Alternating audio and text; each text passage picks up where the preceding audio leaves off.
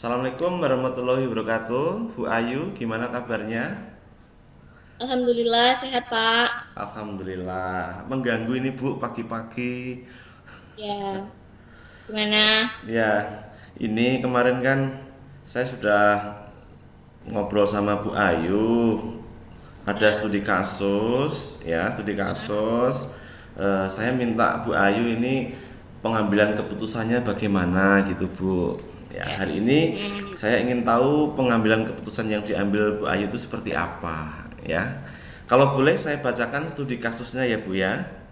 boleh, boleh, boleh. Ya, Ya, silakan. ya, studi kasusnya suatu hari Bu Ayu diundang ke acara sunatan siswanya Bu Ayu. Pada Hmm, acara tersebut, Bu Ayu permisi untuk pergi ke kamar kecil.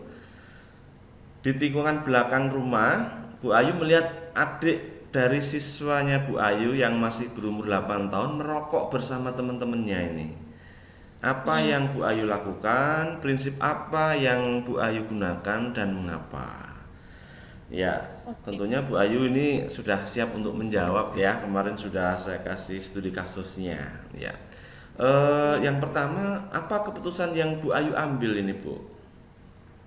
Kalau untuk melihat kasus dari yang tadi disampaikan tadi, yang pertama ketika saya melihat hal tersebut, otomatis saya menegur anak tersebut, apalagi itu masih di bawah umur ya, menegur untuk menghentikan atau membuang rokok itu, paling tidak untuk tidak merokok, kemudian menasehati, dan nanti bisa didiskusikan dengan orang tua, atau paling tidak untuk mengkomunikasikan dengan orang tua, menemui wali murid tersebut, dan untuk menghentikan perilaku tersebut.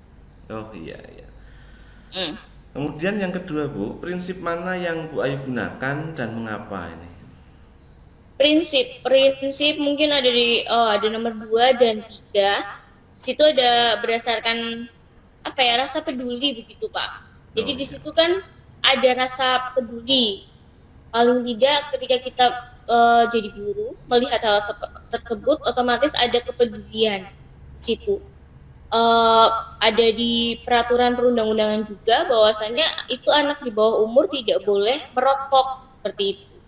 Jadi itu harus ada sikap atau rasa peduli. Biar membentuk karakter yang baik gitu ya Bu ya. Iya. Iya. Kemudian yang Bu,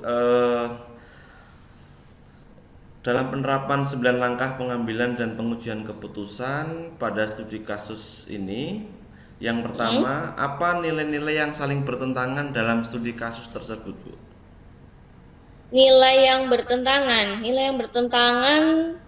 nilai peduli terhadap itu kan anak usia 8, di bawah usia 8 tahun Ya, yang merokok ya kan Pak. Namun di situ memang bukan wali murid sendiri, tapi ya terlebih lagi pada orang tua, setiap orang tua yang tidak peduli pada si anak.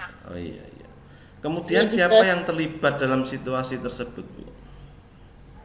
Untuk yang terlibat berarti sekelompok anak yang tadi memang di bawah umur itu, yang merokok, orang tua murid, kemudian murid dan kita sebagai guru. Iya, ya, betul sekali ya.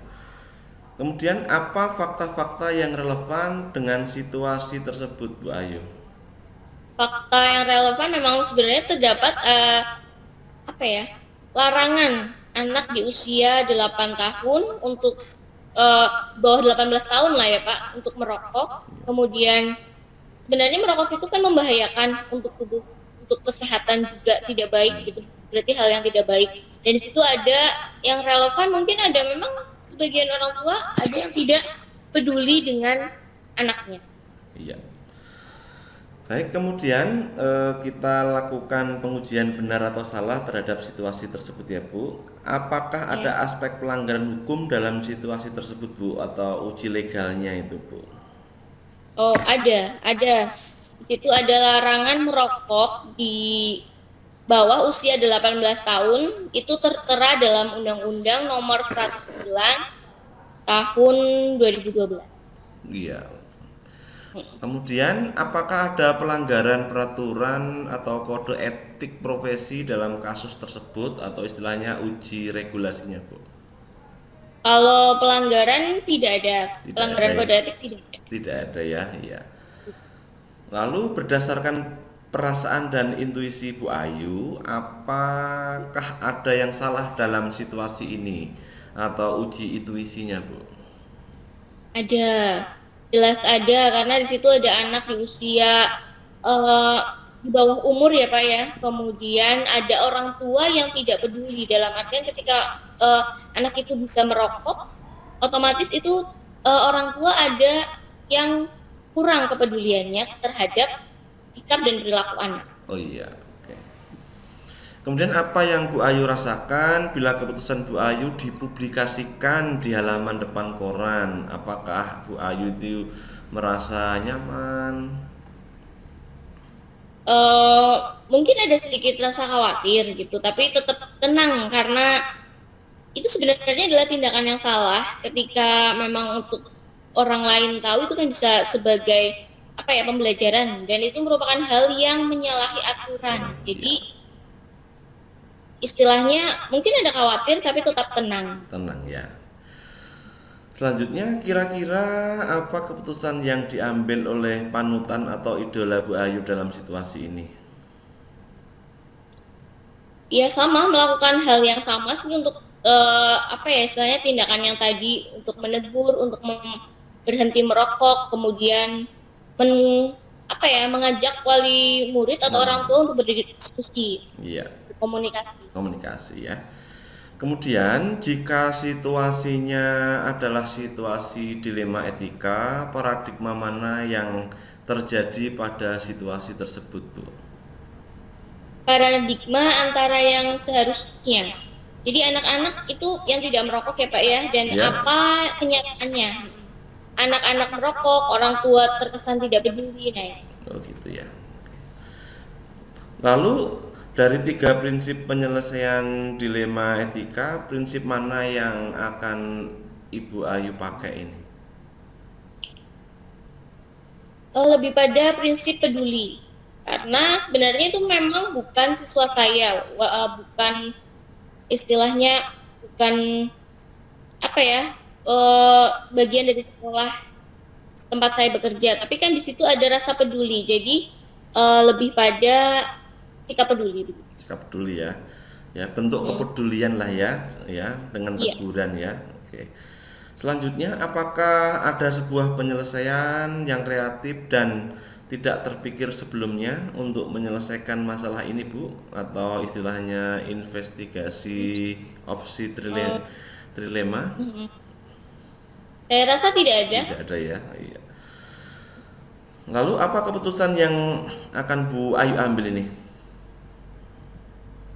Yang saya ambil yang untuk menegur, kemudian diajak diskusi. Ya, menegur si anak ya dan mengajak diskusi dengan orang tua ya. tuanya ya. Iya. Oke, selanjutnya coba lihat lagi keputusan Bu Ayu dan refleksikan, Bu. Bagaimana, Bu? Pertama mungkin itu akan membuat anak kaget dan membuat orang tua mungkin istilahnya ada emosi tersendiri gitu kan. Paling tidak ada loh kenapa gitu kan untuk melarang gitu kan. Itu pasti mungkin itu gitu kan. Tapi ada kemungkinan orang tua ketika diajak diskusi bisa menerima atau justru menolak atau bahkan tidak percaya seperti itu. Gitu ya, Bu Ayu ya. Oke, wah. Jawabannya luar biasa ini, Bu ya. Iya. Makasih ya Bu Ayu ya. Makasih Bu Ya, Ayu ya. Ini mengganggu waktunya ini. Oke, Bu Ayu, selamat beraktivitas, selamat ya, berpuasa, menjalankan ibadah puasa untuk oh hari iya, ini terima ya. kasih. Ya. Ya, Bu Ayu, makasih ya. Terima kasih. Assalamualaikum Ya, warahmatullahi wabarakatuh. Waalaikumsalam warahmatullahi wabarakatuh.